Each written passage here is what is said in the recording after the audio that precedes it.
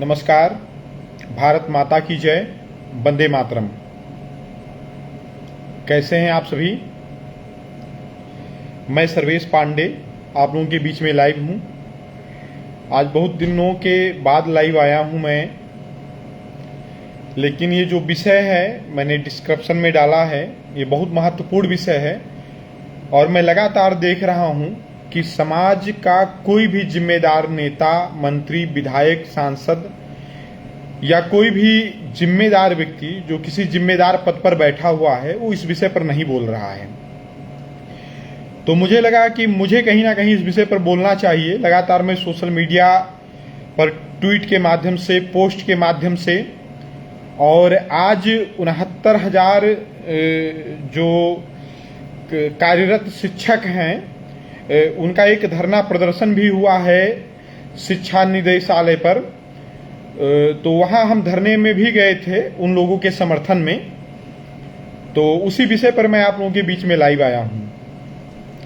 जैसा कि आप लोगों को पता है कि 69,000 शिक्षक भर्ती का जो प्रकरण है, जिसमें 69,000 शिक्षक लगातार 4 साल से सेवा दे रहे हैं, उस विषय पर हाई कोर्ट का एक फैसला आया है जिसमें उन्होंने कहा है कि आरक्षण में कुछ विसंगति हुई है, जिस वजह से इस लिस्ट को रद्द किया जाए और नई सूची बनाई जाए।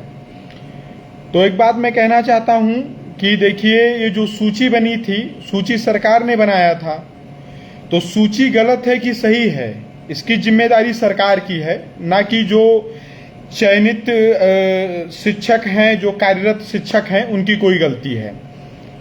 और अभी क्या है कि वो 4 साल से लगातार नौकरी कर रहे हैं और उस नौकरी की वजह से उनकी समाज में अपनी एक प्रतिष्ठा बनी है।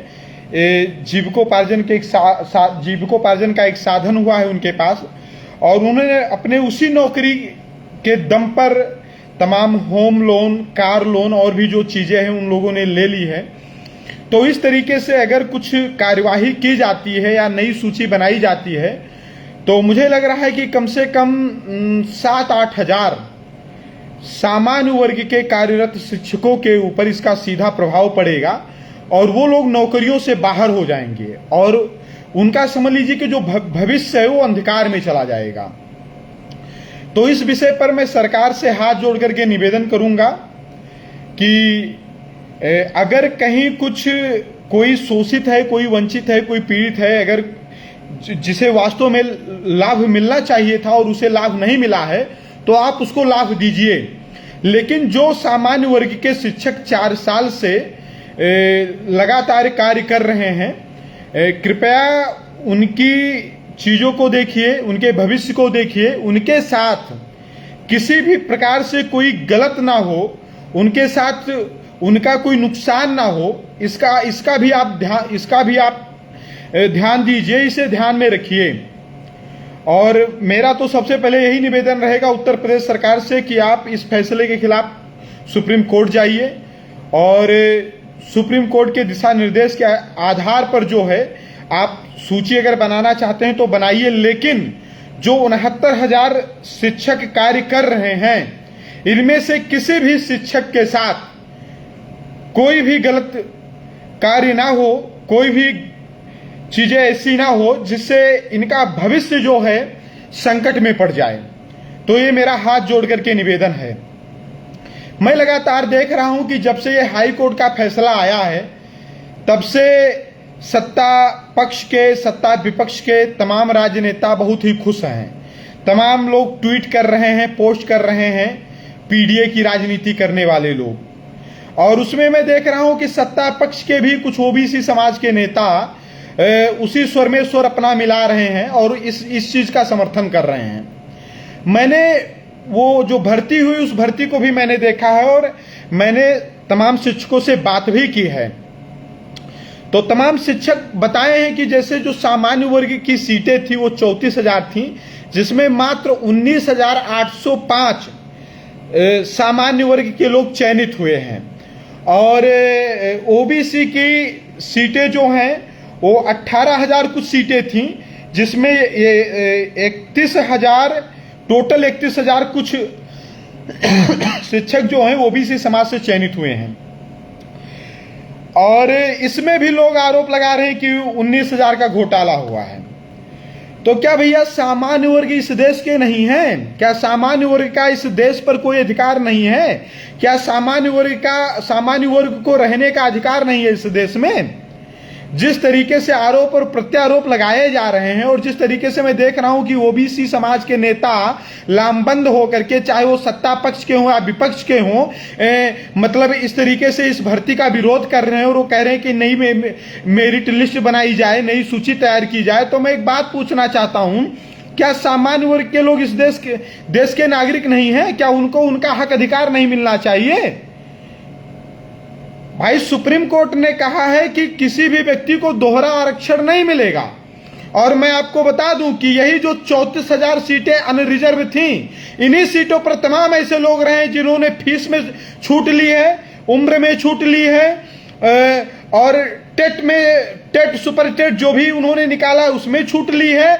उसके बाद वो क्या है कि सामान्य वर्ग के बराबर वो कटाप ला करके वो सामान्य वर्ग की सीटों में आ गए हैं। जबकि सुप्रीम कोर्ट ने स्पष्ट कहा है कि अगर आप शुरू से आरक्षित वर्ग के आरक्षित जो सीटें हैं, आप आरक्षित कोटे से अगर आप अप्लाई करते हैं, आप अगर फीस में आरक्षण अगर लेते हैं, अगर आप आयु में आरक्षण लेते हैं, अगर आप नंबर में आरक्षण लेते हैं, तो फिर आप आरक्षित कोटे में ही रहेंगे। तो ये जो एक सामान्य वर्ग के साथ षड्यंत्र के तहत भेदभाव किया जा रहा है, ये बहुत ही दुर्भाग्यपूर्ण है। और मैं सर्वेश पांडे, सौर आर्मी प्रमुख, इसका बहुत ही मजबूती के साथ विरोध करता हूं। और मैं अपने सामान्य वर्ग के जो नेता हैं, सांसद, विधायक, मंत्री, मैं एक बात आप लोगों से पूछना चाहता हूं। मैं सामान्य वर्ग के सांसदों, विधायकों से एक बात पूछना चाहता हूं कि सत्ता पक्ष और सत्ता विपक्ष के ओबीसी नेताओं की जो स्टेटमेंट है, जो बाइट है, जो वो लोग स्टेटमेंट दे रहे हैं, वो सेम स्टेटमेंट है। मतलब सत्ता पक्ष के और सत्ता विपक्ष के जो भी ओबीसी समाज के नेता हैं, उनका जो स्टेटमेंट है सेम स्टेटमेंट है। तो आप लोग सामान्य वर्ग के हैं और आप लोग सदन में हैं, आप लोग मंत्री हैं, तो क्या आप लोगों को अपने समाज के बच्चों के लिए नहीं बोलना चाहिए? भाई आप लोग क्यों चुप हैं? आप लोग क्यों चुप हैं? आप लोगों को भी बोलना चाहिए। एक बात मैं अपने सामान्य वर्ग के उन विधायकों, सांसदों और जिम्मेदार जो भी अधिकारी हैं, जो भी नेता हैं, उन सभी लोगों से एक बात मैं कहना चाहता हूं कि अधर्म को मूक बनकर जो मात्र निहारे जाते हैं, कर्ण हो, द्रोण हो, भीष्म हो, सब मारे जाते हैं। अगर आज सामान्य वर्ग के बच्चों के साथ अन्याय और भेदभाव किया जाएगा और अगर आप मौन रहे तो चिंता मत करिए, फिर एक समय ऐसा भी आएगा कि हो सकता है कि आपको भी अपने सांसदी और विधायकी से हाथ धोना पड़े। भाई हम ऐसे किसी भी व्यक्ति को विधायक, सांसद बनाकर क्यों सदन में भेजेंगे जो हमारे हक और अधिकार और हमारे हित की बात ना कर सके? अरे आपको तो उन ओबीसी नेताओं, सवर्ण सामान्य वर्ग के सांसदों, विधायकों को तो उन ओबीसी नेताओं से सीख लेनी चाहिए जो ओबीसी समाज के नेता सरकार में हैं, सत्ता में हैं, लेकिन वो जो ओबीसी समाज के नेता विपक्ष में हैं, उनके स्वर में स्वर मिला रहे हैं। इस 69,000 शिक्षक भर्ती को लेकर के मैं सिर्फ इतना कहना चाहता हूं, और मैं अपने सामान्य वर्ग के लोगों से कहना चाहता हूं, अपने सौर समाज के लोगों से कहना चाहता हूं कि आपकी सुरक्षा आपकी एकता है। आपकी सुरक्षा आपकी एकता है। मैं जानता हूं कि जब 4 साल पहले आप सभी लोगों का चयन हुआ तो 19,800 कुछ पदों पर सामान्य वर्ग के लोग चयनित हुए। हो सकता है उन्होंने कभी सोचा भी ना हो, उन्होंने कभी यह भी ना सोचा हो कि कभी ऐसी भी स्थिति आएगी कि हमारे ऊपर एक संकट छा जाएगा। सामान्य वर्ग के होने के नाते उन्होंने कभी सोचा भी नहीं होगा, और हो सकता है कभी इस तरीके से आंदोलन में उन्होंने भाग भी नहीं लिया होगा। लेकिन आज देख रहे हैं चीजें किस तरीके से आपके साथ की जा रही हैं। तो मैं अपने समाज के सभी लोगों से कहता हूं, कहीं भी हो, किसी भी पद पर हो, किसी भी विभाग में हो, आज अगर हमारे सामान्य वर्ग के शिक्षक 6 से 8 हजार सामान्य वर्ग के शिक्षकों के ऊपर ये तलवार लटकी हुई है। तो अगर हम सामान्य वर्ग के साथ हैं और जब इन लोगों का एजेंडा ही है सामान्य वर्ग के साथ भेदभाव और गलत करना, तो हम सभी लोग उसके शिकार होंगे। आज शिक्षक शिकार हैं, हो सकता है कल पुलिसकर्मी शिकार हो सकता है कभी और भी विभाग में कार्यरत लोग शिकार हो, लेकिन हम शिकार होंगे क्योंकि हमको तोड़ने का प्रयास किया जा रहा है, हमको कमजोर करने का प्रयास किया जा रहा है। और इसमें सबसे बड़ी भूमिका हमारे समाज के उन सांसदों और विधायकों का है जो हमारे कुल खानदान के हैं, लेकिन सदन में बैठे हैं और हमारे मुद्दे पर उनकी बोलती बंद हो जा रही है, उनके मुंह से आवाज तक नहीं निकल रही है। और यहां पर मैं देख रहा हूं तमाम ओबीसी समाज के अभ्यर्थी दोहरा आरक्षण ले रहे हैं और फर्जी में धरना आंदोलन कर रहे हैं। मतलब क्या भारत में सामान्य वर्ग के लोगों को रहने का अधिकार नहीं है? मैं सिर्फ यही बात पूछना चाहता हूं। और मैं एक बात डंके के चोट पर कहता हूं, मुझे नहीं पता है कि इस लड़ाई का परिणाम क्या होगा, लेकिन जो लोग सत्य के राह पर चलते हैं, न्याय की राह पर चलते हैं, धर्म की राह पर चलते हैं, वो परिणाम और अंजाम की चिंता नहीं करते हैं। मैं परिणाम और अंजाम की चिंता नहीं करता हूं। अगर मेरे सामान्य वर्ग के बच्चों के साथ भेदभाव किया जाएगा, अगर हमारे सामान्य वर्ग के बच्चों के साथ गलत किया जाएगा, तो ना मैं चुप बैठूंगा, ना मेरे समाज के बहुत सारे सामाजिक संगठन जो समाज के प्रति अच्छी सोच रखते हैं वो चुप बैठेंगे। बेशक आपको लग रहा होगा कि हम क्या कर सकते हैं, हम बहुत कुछ कर सकते हैं। आपने सामान्य वर्ग में क्या समझा है? ब्राह्मण क्षत्रिय लाला, ब्राह्मण क्षत्रिय कैस्ट वैश्य भूमिहार, बस इतना समझा नहीं। अगर हम सामान्य वर्ग और जनरल कैटेगरी अगर एक साथ आएंगे ना, तो सामान्य वर्ग में ब्राह्मण क्षत्रिय कायस्थ वैश्य भूमिहार और अरोड़ा खत्री जैन और शेख सैयद खान पठान, मतलब जो भी जनरल कैटेगरी है। और मैं आपको बता दूं कि जनरल सामान्य वर्ग की आबादी पूरे देश में 30% से ज्यादा है और 30% वोट बैंक एक बड़ा वोट बैंक होता है।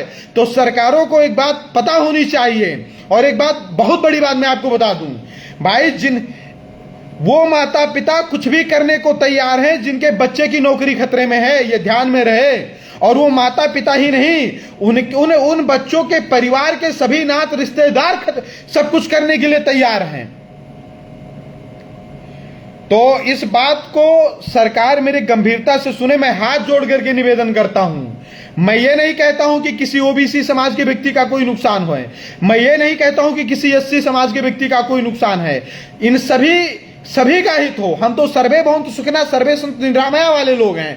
हम तो सभी के कल्याण की बात, सभी के सुखी होने की बात, हम सभी के स्वस्थ होने की बात करते हैं। लेकिन हम अपने साथ अन्याय और अत्याचार नहीं बर्दाश्त करेंगे। सभी का कल्याण हो, लेकिन सामान्य वर्ग के लोगों के साथ गलत ना हो, बस मैं यही चाहता हूं। और एक आश्वासन मैं इस लाइव के माध्यम से सामान्य वर्ग के उन भाइयों को और उन बहनों को दे रहा हूं जो आज इस एक बहुत बड़े संकट से जूझ रहे हैं, जो बहुत एकदम भयभीत हैं, जो जिनका करियर पूरा दांव पर लगा है। तमाम ऐसे लोग हैं जिन्होंने मेरे परिचय में तमाम ऐसे लोग हैं, उनका पीसीएस निकल गया था, लोअर पीसीएस निकल गया था। कुछ लोग पुलिस विभाग में चले गए थे, कुछ लोग सेना में थे, उन्होंने अपनी नौकरी छोड़ दी सिर्फ इस उद्देश्य से कि शिक्षक जो होता है वो राष्ट्र निर्माता होता है। उन्होंने राष्ट्र के निर्माण के लिए, राष्ट्र के भविष्य के निर्माण के लिए उन्होंने शिक्षक बनना चुना। और आज उन्हें शिक्षकों के भविष्य पर खतरा मंडरा रहा है। वो भयभीत हैं, खाना नहीं खा रहे हैं। वो कितने दुखी होंगे ये तो वही बता सकते हैं। तो मेरा हाथ जोड़ करके निवेदन है सरकार से कि किसी भी सामान्य वर्ग के व्यक्ति के साथ कहीं भी तनिक भी कुछ गलत ना हो। बस यही मेरा हाथ जोड़ करके निवेदन है। हम ना सरकार के खिलाफ हैं, ना हम किसी जात के खिलाफ हैं। बस हम अपने सामान्य वर्ग के उन बच्चों के साथ हैं जिन बच्चों की नौकरी, अगर नई मेरिट लिस्ट जारी होती है, वो लिस्ट जारी होने के कारण प्रभावित होगी, हम उन बच्चों के साथ हैं।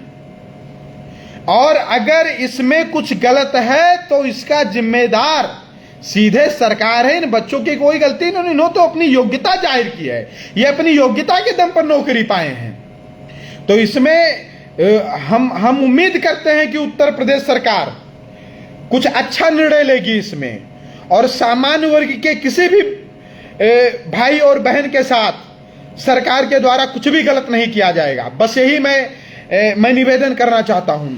और एक बात मैं आपको और बता दूं कि जो भी सामान्य वर्ग के भाई और बहन ये लड़ाई लड़ रहे हैं, आज तो मैं वहां गया था, मैंने समर्थन भी दिया।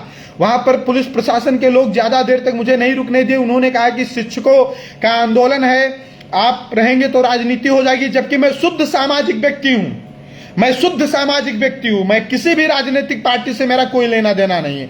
मैं सिर्फ अपने समाज के बारे में सोचता हूं, अपने समाज के बारे में चिंतन करता हूं, अपने समाज के बारे में मनन करता हूं। फिर भी मुझको वहां ज्यादा देर नहीं बोलने दिया गया। लेकिन मुझे जितना समय मिला मैंने अपने समाज के उन बच्चों को बताया, मैंने अपने समाज के उन भाइयों और बहनों को बताया कि इस लड़ाई में आप अकेले नहीं हैं। सवर्ण आर्मी और सर्वेश पांडे आपके साथ हैं। जब जहां जैसी आवश्यकता पड़ेगी हम आपके साथ मजबूती से कंधे से कंधा और कदम से कदम मिलाकर के चलेंगे। और मैं उम्मीद करता हूं कि सरकार कुछ अच्छा निर्णय लेगी। और अगर कहीं भी हमारे सामान्य वर्ग के भाइयों के साथ, बहनों के साथ कुछ भी गलत करने का अगर प्रयास किया गया तो पूरे प्रदेश में हम आंदोलन करने के लिए बाध्य होंगे। क्योंकि जब भाई सारी चीजें दबाव से हो रही हैं, सारी चीजें जनसंख्या देख करके हो रही हैं, तो भाई हम भी संगठित होंगे, हम भी अपनी संख्या दिखाएंगे, हम भी दबाव बनाएंगे। मैं आपको बता दूं कि सवर्ण समाज और सामान्य वर्ग के लोग कभी जातवादी नहीं होते हैं। सवर्ण समाज और सामान्य वर्ग के लोग कभी जातवादी नहीं होते हैं। ये राष्ट्र के बारे में सोचते हैं, ये देश, ये धर्म के बारे में सोचते हैं, ये समाज के बारे में सोचते हैं, ये कभी अपने जात के बारे में नहीं सोचते हैं। लेकिन ये दुर्भाग्य है इस देश का और दुर्भाग्य है हम लोगों का कि इस देश की कुछ व्यवस्था है, उस व्यवस्था ने हमें हमारे जात के बारे में सोचने के लिए मजबूर कर दिया है। हम कभी अपने जात के बारे में नहीं सोचे, हम कभी अपने ये समझ लीजिए कि स्वार्थ के बारे में नहीं सोचे। हमारे तो सर कटते थे, धड़ लड़ते थे, किसके लिए? राष्ट्र के लिए, धर्म के लिए। ये जो आज देश आजाद हुआ है, आजादी की नींव हमारी लाशों पर रखी गई है भैया। हम तो हमेशा देश धर्म के लिए सोचने वाले लोग थे।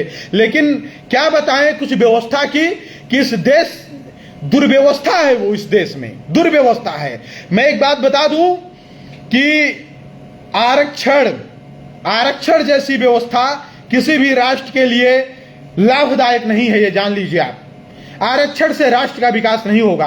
राष्ट्र का विकास योग्यता से होगा, प्रतिभा से होगा। एक बात मैं पूछना चाहता हूं कि जब तमाम ऐसे एससी और ओबीसी भाई हैं जो सामान्य वर्ग को फाइट कर रहे हैं, उनके बराबर कटअप उनका आ रहा है, उनके बराबर वो अंकल आ रहे हैं, सामान्य वर्ग को फाइट कर रहे हैं, फिर उनको किस रिजर्वेशन की आवश्यकता है? क्यों रिजर्वेशन उनको दिया जा रहा है? खुद आप देख लीजिए कि कितने बच्चे सामान्य वर्ग के कोटे में फाइट किए हैं।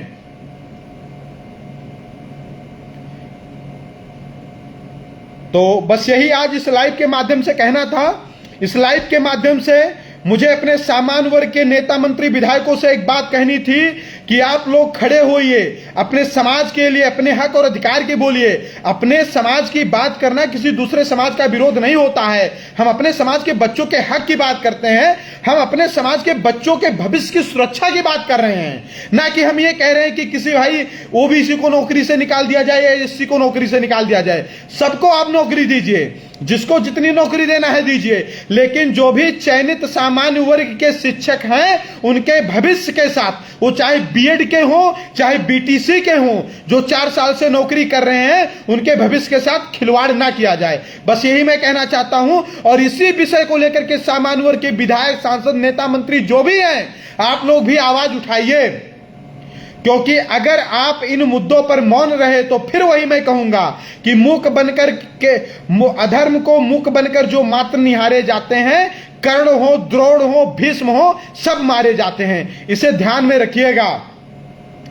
और मैं सर्वेश, हमारे सामान्य वर्ग के जितने भी शिक्षक हैं, आपको अपने इस भाई की जहां, जब भी, जिस समय, जैसे भी आवश्यकता पड़ेगी, आप जितने भी भाई मुझको फोन किए हैं सबको पता है, सबका मैंने कॉल रिसीव किया है। जिनका हम कॉल नहीं रिसीव कर पाए हैं तो हमने बताया है कि कोई बात नहीं, लेकिन हम आंदोलन में समर्थन भी किए हैं। और इस लड़ाई में शुरू से लेकर के आखिरी तक, जब तक आप ये लड़ाई जीत नहीं जाते हैं, कोई साथ दे या ना दे, लेकिन सर्वेश पांडे और सवर्ण आर्मी हमेशा आप लोगों के साथ में खड़ी रहेगी।